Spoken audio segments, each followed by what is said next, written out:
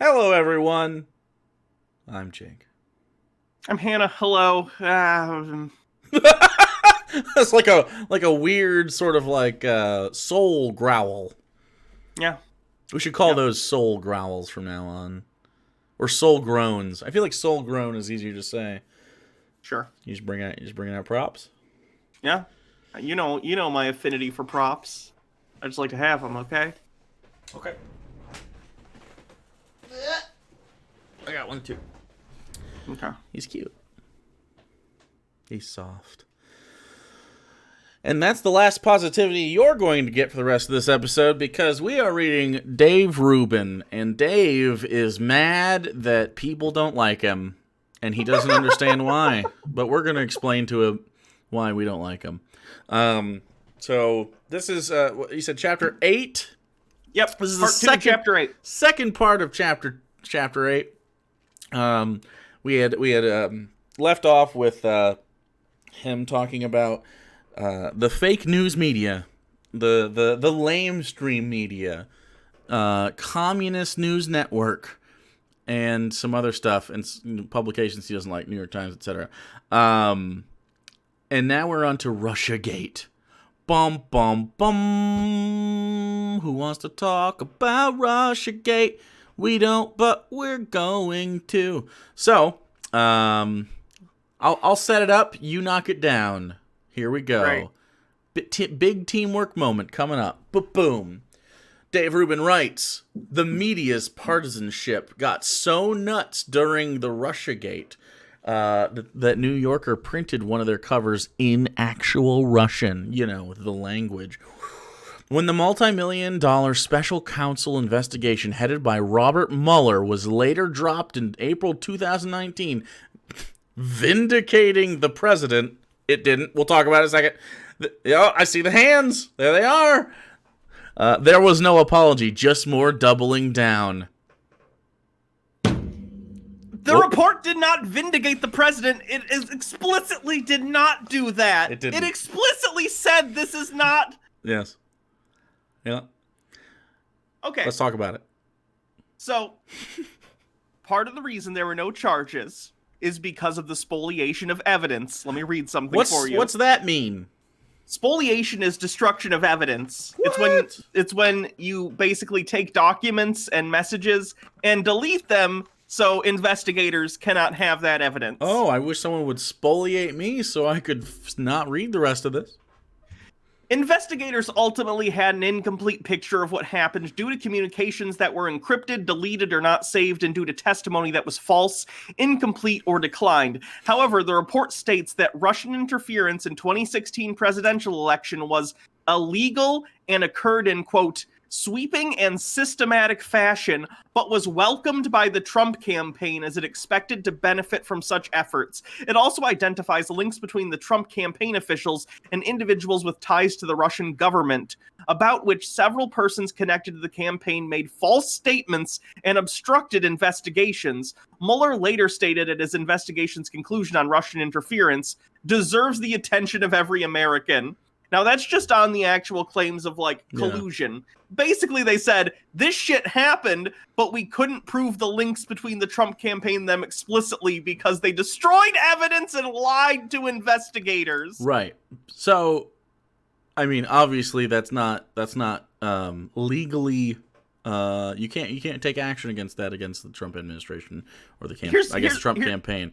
But I mean, Russian interference fucking 100% happened. We know this, and I hate the false equivalence that gets drawn nowadays between a bunch of MAGA idiots claiming that, votes were changed and destroyed to the tune of millions of votes and saying, but what about the Russia thing? The Russia thing was not that. Let us be clear about what the Russia thing actually was. The claim about Russian interference was that there was a concerted online propaganda campaign in order to persuade individuals certain directions on political issues. The claim was never that actual votes were changed or hacked. Right. The claim was that there was a persistent online, basically psyop, to try and convince people to vote certain ways and get on board with messaging from Trump in certain ways. It was a propaganda. It was a propagandic misinformation campaign.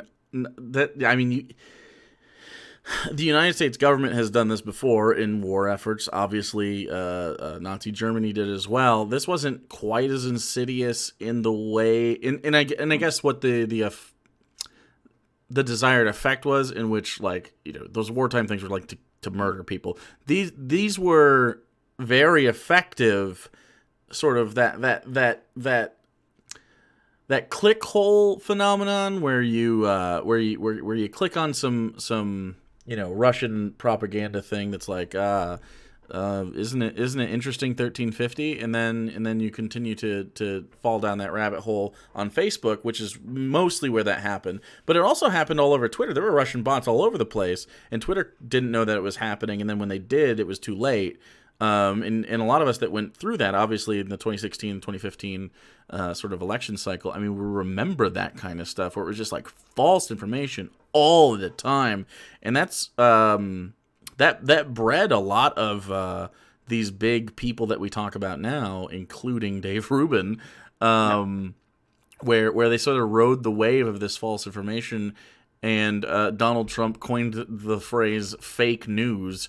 And suddenly fake news was real news. Alternate facts or things like they literally live, by the time it's 2021. By the time you get to hear from 2016 and 2015, they live in a literal alternate reality, like in their own brains. Volume 2, by the way, of the Mueller report involves obstruction of justice, and I just wanted to read this because it's interesting and incredibly important to understand why Donald Trump wasn't basically convicted of anything, and it has nothing to do with him not committing crimes. Of the report Volume 2 of the report addresses obstruction of justice. The investigation intentionally took an approach that could not result in a judgment Trump committed a crime. This decision was based on an Office of Legal Counsel opinion that a sitting president is immune from criminal prosecution, right, and Mueller's belief that it would be unfair to accuse the president of a crime even without charging him because he would have no opportunity to clear his name in court. Further, it would undermine Trump's ability to govern and preempt impeachment.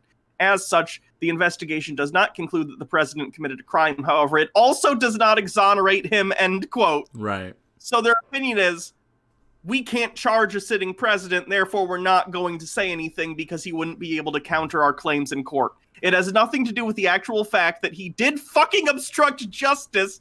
Their stupid-ass opinion is just that the president's immune from prosecution, which is the most fucked up thing ever. Yeah. The rule of law doesn't apply to the president, apparently. Which shouldn't be the case, obviously.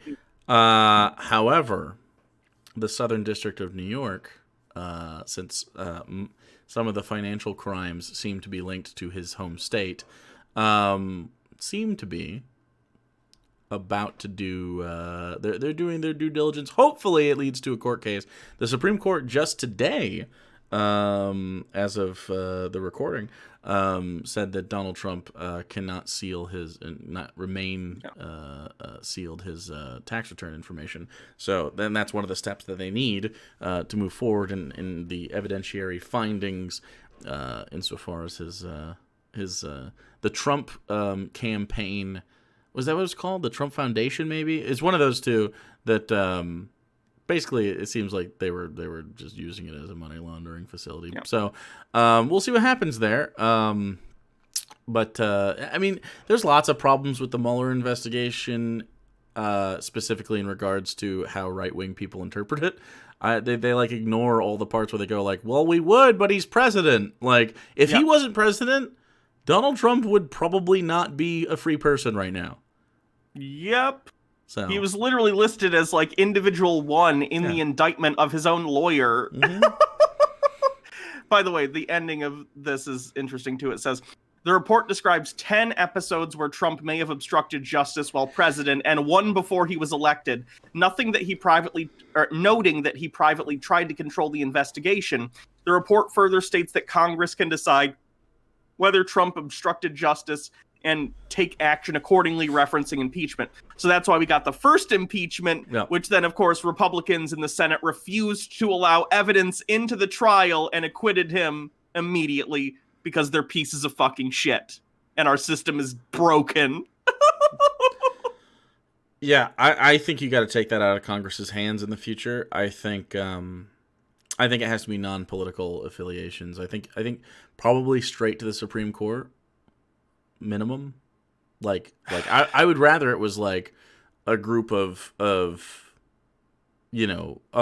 judges outside that were I don't know, maybe all 50 states of judges. I don't know, just like what are their top judges or something to oversee like a situation like this.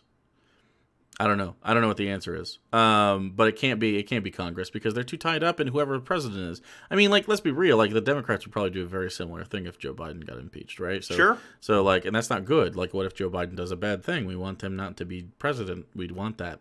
That's not good. So, yeah, it doesn't make sense. Like, you need a supermajority in the Congress to get someone removed from office when they're a criminal, and not like a drug dealer, cool kind of criminal, like obfuscating the idea of actual fucking democracy criminal.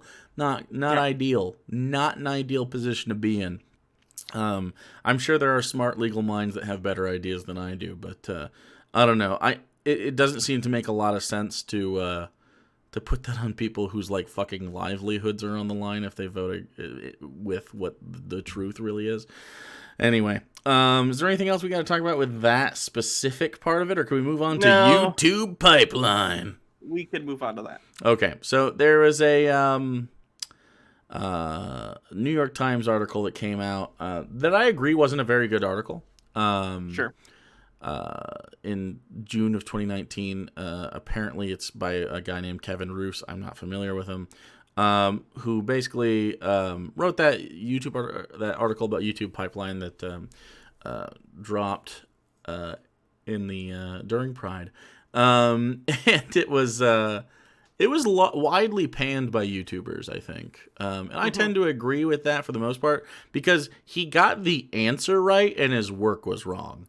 There is a YouTube pipeline.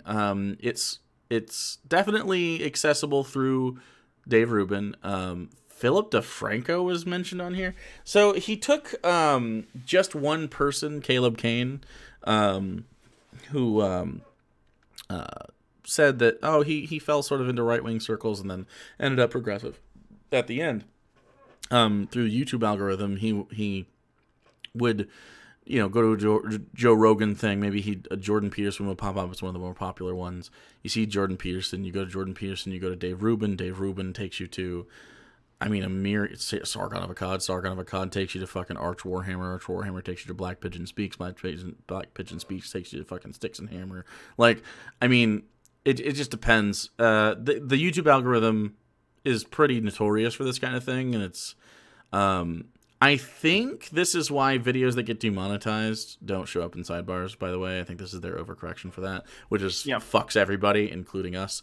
Although lately we've had a pretty good record on the monetization. I really actually like their tool for monetization now, where we get to kind of select like what content is in the video and try to, and it helps us have guidelines too, because after a while you learn like, okay, we shouldn't say a bunch of C words in the first minute.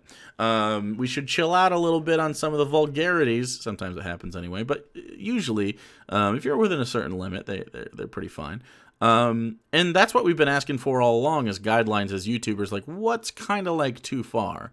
And if you're not a YouTuber and you don't upload anything, you might not know what we're talking about, but I mean, you could probably find someone that goes through it. But basically we get to select, do you talk about guns? Do you talk about violence? Do you talk about sensitive issues? Like what's going on? And then they'll change the sensitive issue depending on the news cycle at the time. Like you can't talk about like, you can't be making a bunch of money off of, I don't know, a tragedy that's happening or something like a shooting.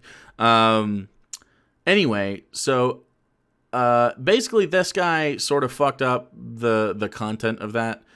There are other better articles and better examples of this. There's a big spider web sort of graphic that went out after this that had a very broad reaching sort of multiple user algorithm to see where you would go if you started in a place and just follow the top search bar or the top video and let it play autoplay.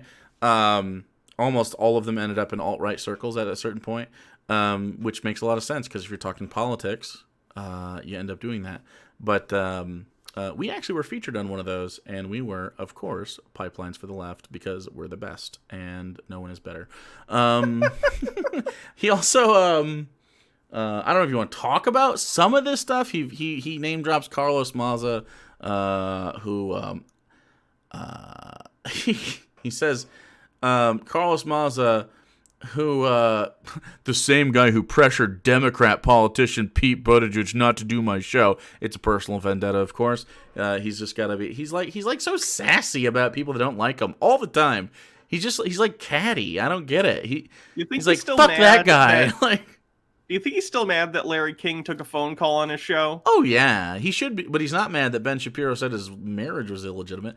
Carlos Maza lobbied YouTube into censoring conservatives, quote, over a spat with comedian Steven Crowder, who, by the way, blocked me on fucking Twitter as well. Loser. It's very generous to describe Steven Crowder as a comedian. I mean, Steven Crowder, like, used fucking anti-gay slurs at Carlos Maza, who is a gay man, like, really openly, and like sent people after Carlos Maza, like there was like doxing campaigns, and like through vague, barely satire, encouraged all of the behavior. Like, fuck yeah. Steven Crowder. Like, Carlos Maza has done some things insofar as his journalism on Vox, where I think he probably overreacted to people like he did an article that called Chris Reagan like an alt-righter and stuff like that. And it's like, no, but he could definitely be with his anti-SJW or anti-feminist content in this 2016-2017 era. He could be a pipeline towards someone like a Sargon who is actually alt-right, who will move you that way. Sure, I could see that. But we worked with both of those people as well, and you could make the argument that we led to someone like Chris. So it's like, I would argue that. And I would argue that. I would argue that. I feel really bad about it. We were certainly a part of that for a while. I don't feel as bad about it. I don't feel as bad about it in the context of it was kind of before that got really crazy. I feel bad about it in the retrospect. I still feel bad about it. Well, again, that's why I feel it coming. Again, would have really helped to have people on the left that we were peers with. And not any one person in specific. I'm sure a couple of people think I'm talking about Steve, but I'm not. That like paid attention to those sorts of commentary, because we avoided it on purpose. It would have been nice to be like, hey, this is you shouldn't like this. Like, our audience was really bad back then too, because they were a bunch of chuds, and we peeled them off of the crust. So luckily we've got a better audience now. Fuck those guys. And a lot of them, actually, frankly, a lot of you guys just changed your mind over time and stuck around the whole time. But so that's nice. But it's interesting that the point isn't, and this is of course Dave's point. The point isn't that the guy that did the New York Times article or that Carlos Maza like got something wrong before. Both of these guys are ultimately correct. You just don't like them. Dave is so petty about this shit. So fucking petty. And it drives me nuts. Also, he mentions Ben Shapiro as being one of the people that shouldn't have been mentioned there. And Ben Shapiro is a fucking fash. I mean, he's pretty fucking authoritarian. Sure. I don't know how you could possibly be like... The only one here, Philip DeFranco, I agree, shouldn't have been mentioned there, really. He's just a news guy. I haven't watched Philip DeFranco in many years, but unless he's changed incredibly. No, he's a lib. Okay. Maybe a little progressive at times. His wife is certainly left-leaning. I follow both on Twitter, just in case. I don't know. It's just... he's just so petty. Anyway, so we talked about the YouTube thing. Did you want to talk about any of the YouTube stuff specifically? Not really. I think we pretty much covered it, and I just find it funny that he's complaining when it's the platform that literally houses his show and allows him to make a living. I really got to sneeze. Oh, I tried to mute, but I didn't. That's okay. You get to hear my sneeze. I coughed. I did it into the cobby. That's okay. I was trying. I was smashing my mute button. Could you hear it? It didn't take. That's okay. That's okay. So, we're on to the meat of the episode. We've gotten through the appetizer course, the salad, the soup. Here's the meaty meat parts. The fake news. How do you figure out what fake news is? There's 4 types of fake news, according to Dave Rubin. 4 of them. One is narrative-driven. Narrative-driven is basically a foregone conclusion that's presented as inevitable. The media epitome was probably Newsweek's Madam President cover, which was ready to hit the printers weeks before anyone even voted in the 2016 election. Does Dave Rubin not know how art works? Art takes time. You can't just, overnight that shit. And they probably had Donald Trump covers at the same time. I wouldn't be surprised. Even if they didn't, businesses make business decisions all the time, and based cares? on the polling that was coming out of 2016 before we knew incorrect it was going to be, both in 2016 and even in 2020, that was sort of the start of where we're getting weird distance between final results in the polling. I don't think it was unreasonable to make that business decision. Obviously, it was the wrong one because Trump ended up winning in a very strange way without winning the popular vote by getting just the right number of votes and just the right number of places to whites. But either way, I don't think that's an unreasonable business decision. And also, this isn't fake news because they didn't print that, apparently. No, this is just something they had set aside because they thought it was going to happen. And I think the art leaked or something because it's a piece of art. And the New Yorker has really cool pieces of art. Or I guess this was Newsweek, though, not New Yorker. My bad. But so narrative-driven, basically foregone conclusions presented as inevitable. This kind of stuff happens all the time. I don't really know. Obama's going to take your guns. Same shit, right? Isn't it the same exact shit? Obama took no guns. 0 of them. So I don't know why. He doesn't call that out, of course. He's being fair and balanced, though. Anyway, next up, algorithmic fake news. It describes how social media manipulates our news intake based on whatever you've previously clicked. That might sound okay, like it's tailor-made for our benefit, but it skews reality by editing the landscape. Back in the day, this was called burying the lead. He spells lead wrong here. It's L-E-D-E for this. AKA... Wow, how did an editor not... I don't know, it's really weird. AKA de-emphasizing a story we dislike by putting it on page 18 rather than the front cover. Again, this isn't helpful because news isn't something we should view according to what's nice. It should be based on what's necessary. So the reason algorithmic social media type things exist is because capitalism! You're mad at capitalism, Dave. You're mad at privatization of information. This also is something that works to Dave's benefit. Yeah.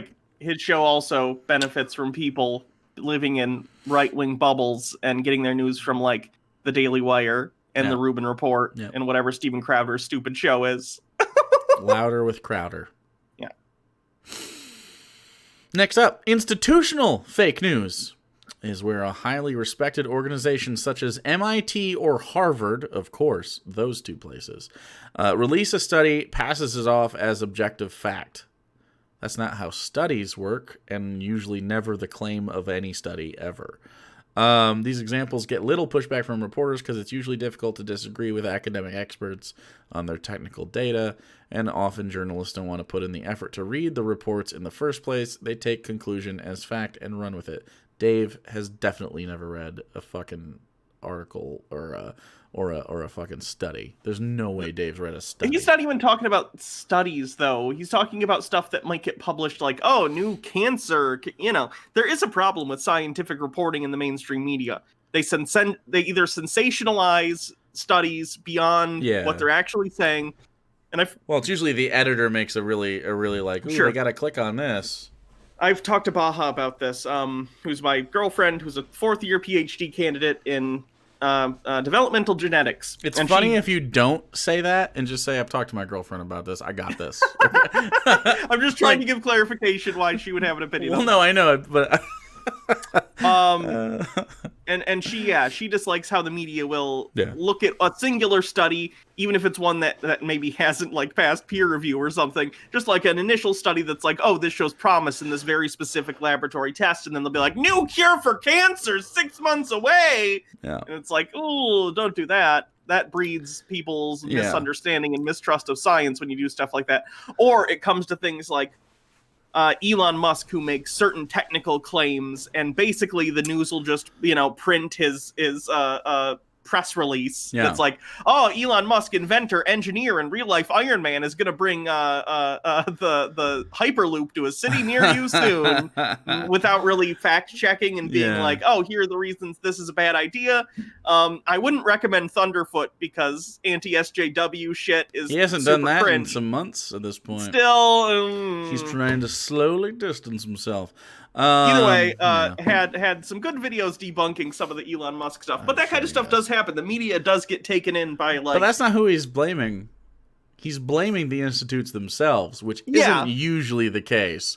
No. MIT, surprise, doesn't publish themselves to the New York Times or some clickbait site. They publish the study. And again, passes it off as objective fact. That is pretty much... I don't think I've seen a study that goes, this is objectively true. No. Ever. And I've read a few studies in my time. Not a scientist level of studies. I bet hopefully Baja has us just demolished in that category, combined even. But have to read studies every once in a while when you do a job like this, unless you're Dave Rubin, in which case you can just ignore it. Lastly, blatant falsehoods. Just lies. Lies, in fact, are fake news. Let's see what he says about these can stem from a teenage blogger's bedroom or a high-powered publicist's spin room. Either way, it doesn't matter. Once they're published, it's hard to correct the falsehood. Now, who is he going to mention as an example of that? Not the one you thought of, which was Fox News, or Breitbart, or the Daily Wire. Nope. Just like the New York Times or something. He's just mad about it. Washington Post. Fuck those guys. This guy's a fucking hack. Yep. Drives me fucking up the wall, man. So now that you know these types of fake news, test what you see against the checklist and consume it with a fresh perspective. I have to read this to you. I have to. Curating a list of trusted journalists will also help. This doesn't. Didn't he just rally against algorithmically putting yourself in an echo chamber, and now he wants you to do it manually, based on your own taste? And if you're reading this book, that's probably the Rubin report. Yes. But you'll want people who generally operate in good faith. To ensure this is their motive, check their output. Here we go, Dave. Does it always reach the same conclusion? If so, it's fake news. Dave, that's you, Dave. Yeah. Dave, you always reach the same conclusion, Dave. Does their criticism only flow in one direction? David Rubin. What's your middle name, David? David Jeffrey Rubin, maybe? Dave Rubin. What's your middle name? Joshua. David Joshua Rubin. You're fucking grounded, dude. If so, take a step back. Reporters should be conduits for information, not manipulators of it. Here's another tip. Ready for the tip, guys? Don't let yourself exist in an echo chamber. That's directly antithetical to what he said previously, though. Dave Rubin wrote that sentence.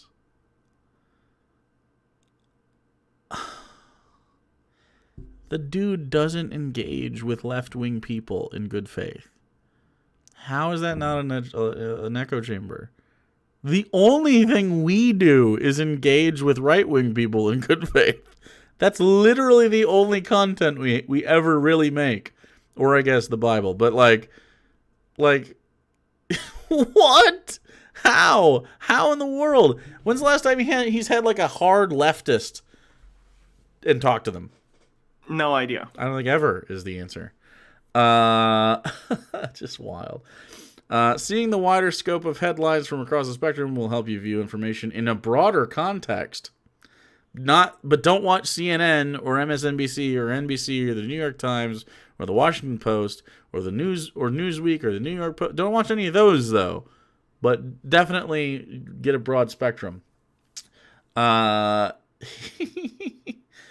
should. This is amazing. Dave Rubin. You should also rely on gut instinct. As humans, we evolved with this unconscious intuition to better survive the wilds of nature while hunting for food. This is the worst advice you could possibly give anyone about anything ever. I evolved to smell rotting meat and think that smell is bad so that I could gut check news information. What, Dave? This is the dumbest fucking thing he could have written.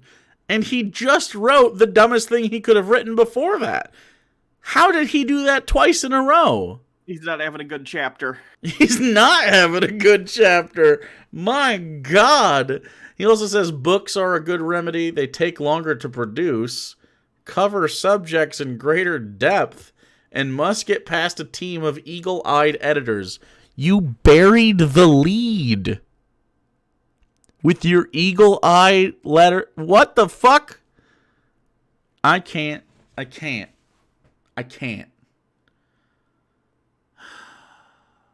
Anyway, he finishes it like Dave Rubin always finishes, with a pop culture reference from 1976. I'm not going to read it to you. It's from the Movie Network. You're mad. I'm mad as hell. I'm not going to take it anymore. He just, which is by the way, a movie that disagrees and would yell at Dave Rubin if it was made today, for the record. Do you have anything else to say? I feel like I was talking for a while. You must atone! It's from Network. It is. Is that a Coke Zero in there? It is. Nice. My buy is empty now. First one.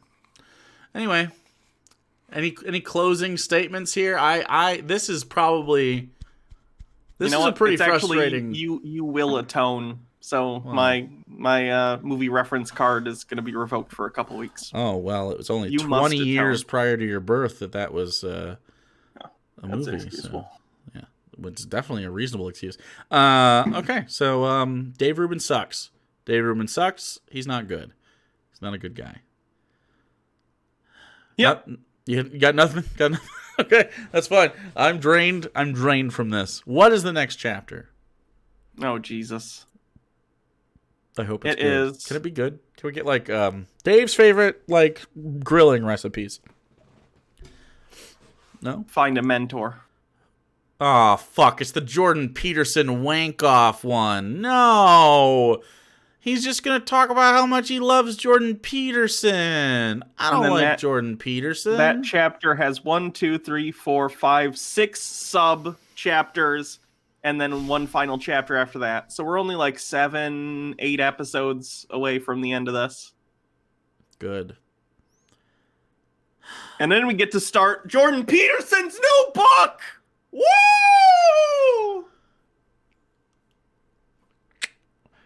Okay. All right. Oh, I forgot to mention this last episode. Now that this is ending, stick around for a second. Announcement time. We're going to be doing a thing on Mondays. We usually record on Mondays and Tuesdays, and then put that stuff out for the rest of the week. Usually. Sometimes we do it in the other days. But we are going to do a thing on Mondays now with you.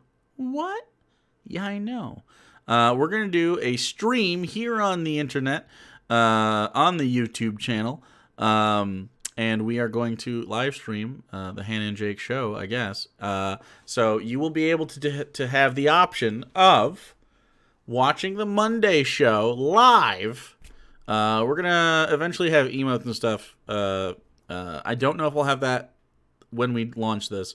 And I don't know if it's going to be this next Monday or the Monday after, but it's going to be soon. Working on some graphical things and setup and all that shit. Want to make it look good. And you'll be able to watch live stream. You'll catch the stuff in between when we do videos, because we usually sit here and bullshit. We literally sat here and bullshit for like 45 minutes in between the episode that you saw from Dave Rubin last time and this episode of Dave Rubin right now. So you'd get to be part of that, which is cool, because it's a little bit like, you know how we a week or so ago did a thing where it was just like us bullshitting? It'll be like that mixed with our sort of recording the larger segments, and then everything will be cut up except for I guess those like middle segments. It'll be cut up into videos for the rest of the week, so you can watch those in isolation. Yeah, so you'll have some digestible videos that'll look just like this. It's already how we do this, so that experience won't change if you don't want to hang out on Mondays for that. That'll also be our Monday video in general, and then we'll have 4 uploads for the week. So that'll be good. Okay. We might actually have more uploads for the week if stuff is good. We can just put it out more often. We'll probably also do fan interaction stuff, like questions probably at the end. Like we'll read donos or super chats or something, or however that works. We'll have live yawns. We'll have integration into... we might do live chick tracks. I can't imagine we wouldn't do live chick tracks, which would be fun. So you can see how fucking horrendous we are at all times. We probably, the only thing that wouldn't be live is movie reviews or anything else akin to that. But book reviews live. We'll do Bible studies live. All good stuff. So that'll be fun. And if you don't want to watch it live, of course, you can just watch the digestible episodes yourself. But yeah, so stick around for that. It should be a lot of fun. I'm excited for it. I really like the. We're both kind of dipping into live streaming a lot more, obviously. Over I like that Twitch. format. I like having a back and forth with the audience when possible. I do to an too. Extent. And I think when we do live stream, it's a lot of fun, and there's a lot of energy, and I like that energy. And we've curated our audience to a point where I think it's just going to be a good time all the time. So if you don't like live content, you're weird, but that's okay. You'll still get the normal stuff because we literally use the same apparatus. What you're seeing right now is a less good looking version of how it would look live anyway, because we are literally just on a Discord call and recording that and not editing it. So, it should be a really good time. I'm looking forward to it. You get more of the old interaction. It feels like I really want to get back to where YouTube feels like a good community again, where there's not as much back and forth as there used to be, because YouTube is bad at facilitating that. But we can do it one day a week on Mondays. So that's the end of my spiel. I think that's it. So just subscribe button, Twitter if you want. Patreon's always great. And check out our individual streams, because you're not going to get anything that we do on Twitch, on YouTube, unless you do, on this YouTube channel. Those are our separate bags, and they're really cool. But we probably do crossover stuff in the future, of course. So if you do like the live stuff, and I hope you do, there will be perpetual links to our Twitch channels, of course, so you can get more of that individually and sometimes together. That's the end. Ooh, that was like Robin in the when they're and then Batman's flying. He's gonna take out the Riddler and Two-Face, and he looks down thousands of feet below him to see his tiny little boat in the distance, but he can feel the thumbs up that Chris O'Donnell gave to him, and then Val Kilmer, I think, goes. Could have been Clooney. I don't know which one. I think it was Val. That would have been Val. Hell yeah. That doesn't have nipples, right? The one before that had nipples. Oh, they both had nipples? And I just found out in my adult life 6 months ago that those are also the same Batman as the Michael Keaton Batman. Yeah, it's all the same universe. Didn't realize that because it was Joel Schumacher, right? I just thought they're so different. I'd never considered them the same. Well, thing. Because the first two were done by Tim Burton, and then Schumacher came in and did the next two, but it's still the same continuity. I didn't know that until I watched them again when HBO Max came out, and they're like, "Oh, Vicky Vale," like, my child brain didn't make this connection. You didn't make the connection that the Batman movies that came out after the last Batman movies with They the were same guy so playing Alfred. different. Same Right. guy plays Alfred. No, I thought that was like I thought that was like a. Oh, that's nice. They let him work again. I don't know. It was really weird. I think it was my childhood brain. They You know how all like come in the same box set. you know how when well I know now, but you know how like you have trauma as a child, you sort of like lock it away in a little box. Yes. That was one of mine. Yeah, I'm thinking I'm doing okay if that's one of mine. Probably. I didn't run out of storage. Anyway, so that's it. That's the whole thing. We're done. Yeah. Next time we're going to talk about how he wants to be the Luke Skywalker to Jordan Peterson's Yoda. And now that I say that out loud, I feel like he probably fucking wrote that. So let's take bets. We'll see what happens. He might have actually written that. I'm looking forward to it. No, I'm not. Anyway. Links in the description. That's how you're going to end it? I thought you were going to say something. And around us. Give a wisdom. Sometimes you got to give a wisdom. It's on you this time.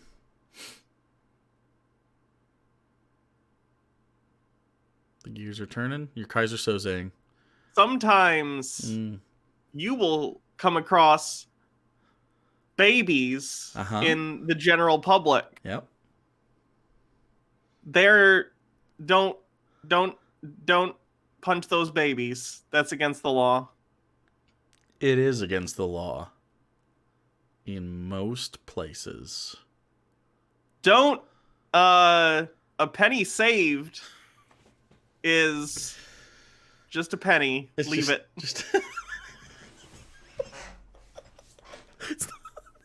It's not worth its weight in copper. Silence Do Good told me that one. All right.